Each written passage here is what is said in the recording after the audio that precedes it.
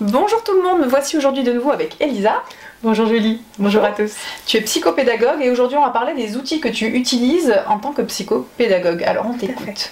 Oui, alors aujourd'hui je vais te présenter quelques outils avec lesquels je suis venue. Okay. Alors, je te présente les cartes mentales. Ah oui, on entend beaucoup parler. On entend beaucoup parler des cartes mentales. Donc là j'en ai quelques-unes qui ont été faites, qui du coup sont des outils que moi j'adore.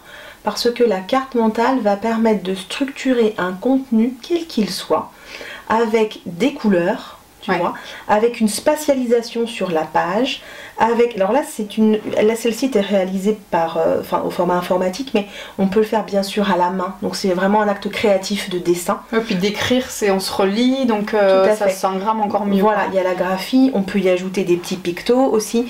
Et tout ça, en fait, moi j'adore parce que ça concourt pleinement à l'utilisation de nos deux cerveaux, cerveau droit, cerveau gauche, qui ont chacun leurs préférences, qui ont leur fonctionnement. Et là, du coup, on utilise, je dirais, l'alchimie des deux. Donc c'est quelque chose qui est très profitable. Et on se rend compte que chez soi, sur différents thèmes, on va pouvoir les afficher. Et on passe devant et on se les relit. Et en fait, ils sont accessibles visuellement. C'est ça. Et en plus, comme on va les relire comme ça régulièrement, on va, je dirais, contrer la courbe de l'oubli.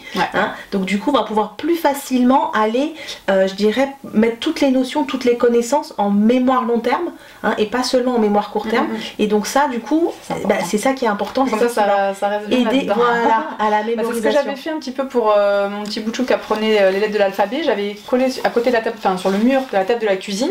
Comme ça, tous les soirs, j'en demandais 2-3, mais au final, il finissait par toutes les voir et par toutes les balayer visuellement. C'est ça. Donc, ça a aidé, quoi. Et surtout, ce qui est important, c'est que comme elles sont accessibles et affichées, en fait, on va avoir un apprentissage qui va être en boucle. Parce qu'avant d'amener une nouvelle notion, on va pouvoir boucler avec celle qui était là avant. Et du coup, c'est pas du linéaire. Et du coup, ça a vraiment des vertus, effectivement, au niveau de la mémoire. Parfait. Voilà. Okay. Donc ça, c'était les cartes mentales. Oui, les cartes mentales. Également, je t'ai amené aujourd'hui les cartes des émotions. Alors, je t'en ai amené quelques-unes. Voilà. Les cartes des émotions. Donc, selon l'âge, j'en utilise différentes représentations. Je t'en prie. Et l'idée, en fait, on va retrouver donc vraiment le nom de l'émotion, la tristesse, la colère, la joie, l'excitation, une représentation aussi avec un petit bonhomme qui exprime, qui manifeste, et puis on va avoir un petit peu de vocabulaire autour, chagrin, peine, souffrance, nostalgie, notamment, tu vois, là, pour la tristesse. L'idée des cartes des émotions, moi j'aime beaucoup parce que ça permet de s'ancrer dans l'instant présent, de comment je me sens, parce que toute la journée, l'enfant, le jeune vit un tumulte d'émotions. Et on lui demande à un instant T de se poser un tout petit peu, de poser, tu vois, son mental et de s'ancrer à son corps, à ses émotions, donc de s'aligner avec lui-même et de se dire comment je me sens.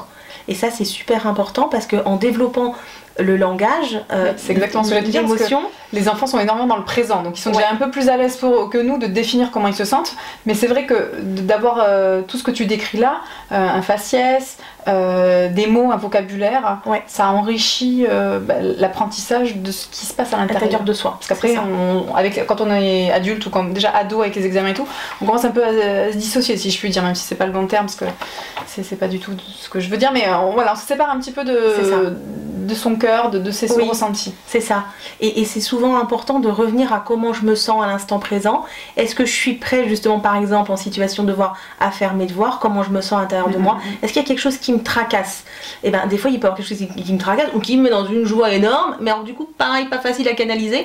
Donc en fait, on n'arrive pas à se poser. Donc c'est important de pouvoir le dire, déjà de l'identifier, de pouvoir le dire, de pouvoir remonter, je dirais, un petit peu les faits, qu'est-ce qui s'est passé, et puis je dirais de prendre l'engagement, là, par exemple, parce que c'est le moment des devoirs, de mettre peut-être toute cette émotion dans une petite boîte et puis d'aller la mettre un petit peu à distance pour pouvoir faire ses devoirs et d'y revenir si on veut. Après on gère exactement. Des fois on peut gérer même la boîte avant, j'imagine. Exactement. Pour que les enfants, parce que c'est difficile aussi de mettre, des fois on le dit aux adultes, tu rentres chez toi, tu coupes du travail, tu fais ci, tu fais ça. Ça demande du temps, une expérience, une maturité. Le cerveau humain finit sa construction totale entre 25 et 30 ans, parce qu'avant c'était 25 ans, les dernières études disent entre 25 et 30. Donc c'est certainement pas à 3, 5, 6, 15, 17 ans que... Tout à fait. C'est super fastoche. Pas du tout. Et du coup, la reconnexion à soi au travers des cartes, ça permet de se dire, de se couper un peu de ce tumulte où en fait on est tout le temps emmené et de se poser un peu et ça fait du bien en fait. Voilà. Nickel. Ça c'était les cartes des émotions. Très bien. Quel outil Tu me parles. Également, je suis venue te présenter en fait des petits livres. Alors il se trouve que je travaille pas mal avec la collection Max et Lily. Donc là tu vois, je t'ai amené Max et Lily ont peur de parler en public, Max n'aime pas lire, ou encore Max se trouve nul. Donc il en existe plein. Moi j'aime beaucoup ces livres-là parce que quand c'est des problématiques autour de l'école, autour de soi, que je suis amenée à traiter. Et du coup parfois c'est super intéressant de venir en fait avec un support, un livre, parce qu'il y a une posture de partage, un peu cocooning, de se raconter une histoire, d'aller voir qu'est-ce qui se passe chez d'autres, même si c'est sous format de livre, et puis après de se questionner, de revenir à soi pour l'enfant ou l'ado, et de revenir à soi et de se dire et moi dans tout ça, et de partager finalement, de tourner je dirais un peu la caméra sur soi et de prendre le temps et de s'interroger et de voir ce qui se joue et qu'est-ce qu'on pourrait changer. Et donc tout ça voilà, c'est un médium que j'aime beaucoup, voilà, pour accompagner, pour éclairer et puis essayer d'aller justement vers quelque chose de plus doux pour soi. Ok, parfait. Voilà. On a la baguette magique. Oui, elle est super. Magnifique, hein. Oui. À quoi ça sert? Alors j'ai une baguette magique parce que parfois quand on est vraiment dans sa problématique, quand tout notre environnement nous envoie que rien ne va et que c'est pas ok, et qu'on est un petit peu voilà, dans le bout du tunnel où on se sent pas encore, on n'est pas confort, la baguette magique elle va venir nous donner le droit, l'autorisation de se poser et d'aller, je dirais, envisager quelque chose de plus juste pour soi, donc d'imaginer la situation idéale sans limite de ce qui serait bien et de ce qu'on voudrait.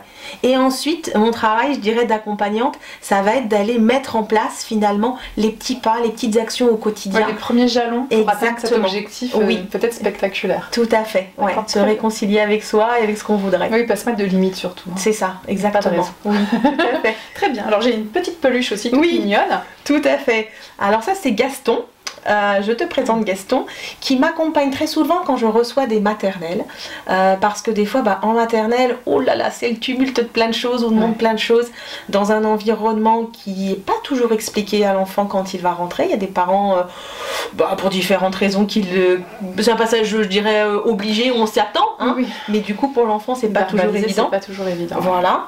Donc moi des fois je fais aussi vraiment une partie d'accompagnement de l'enfant pour qu'il comprenne quel est ce nouvel environnement, quelles sont ses règles, comment dans la journée va se dérouler, qu'est-ce qu'on attend à chaque temps. Et puis Gaston va nous aider, va aider l'enfant généralement à dire qu'est-ce qu'il ressent justement. Parfois lors de la cantine c'est compliqué, donc on va pouvoir se confier à Gaston de pourquoi c'est compliqué. Parfois c'est pas la cantine mais ça va être l'heure du dortoir, pourquoi c'est compliqué aussi. Donc voilà, pour aider l'enfant à, je dirais, avoir son petit confident et pouvoir effectivement partager sur ces situations qui sont pas évidentes. Du coup Gaston c'est un super copain que j'adore. Super Gaston. Voilà. Parfait, on va finir sur ce beau livre. Donc là je suis venue aujourd'hui avec Apili pour te voir, parce que quand on est au moment de l'apprentissage de la lecture en CP, CE1, il peut arriver que ce soit pas évident avec la proposition je dirais d'enseignement qui est faite à l'école. Et donc les enseignants font le relais avec des orthophonistes pour qu'un diagnostic soit posé et si besoin engager un accompagnement. Parfois mes collègues orthophonistes sont quand même très prises, donc c'est pas non plus toujours évident. Non, c'est plutôt une mauvaise nouvelle. C'est pas toujours il faut engager l'orthophonie et on sait pas toujours comment on va faire. Faut savoir que la psychopédagogie peut être un relais. Pour le coup là c'est un ouvrage que je partage avec mes collègues pour le coup orthophonistes. Je vois que c'est orthophoniste qui l'a écrit. Exactement. Et l'idée c'est d'aller vers l'apprentissage de la lecture mais dans le mouvement, dans la partie ludique avec de l'humour. Donc généralement quand ça bloque et que ça passe pas trop avec la méthode je dirais proposée à l'école, c'est intéressant d'aller mettre justement de l'humour, du mouvement, avec bien sûr toute la prononciation qui sera faite. Donc voilà, donc on croisera l'auditif aussi, on fera du visuel. Donc là moi ce que j'aime beaucoup dans cette méthode c'est qu'elle appelle pour le coup les trois profils cognitifs. Et du coup ça débloque pas mal parce que soudainement l'enfant est engagé. Moi ce que j'aime avec cette méthode pour l'instant que j'expérimente c'est que j'ai des petits, quand ils viennent, ils voulaient pas au début, et quand on commence, c'est eux qui tournent les pages du livre. Alors moi, quand je leur dis bon il est l'heure, va falloir qu'on se sépare, oh là là, on prend rendez-vous, parce que voilà, moi c'est ça que j'aime. Voilà, l'avantage c'est que les parents peuvent l'acheter comme ça. Voilà, aussi, bien sûr, exactement, et ça devient plus l'angoisse de savoir comment on va faire ensemble.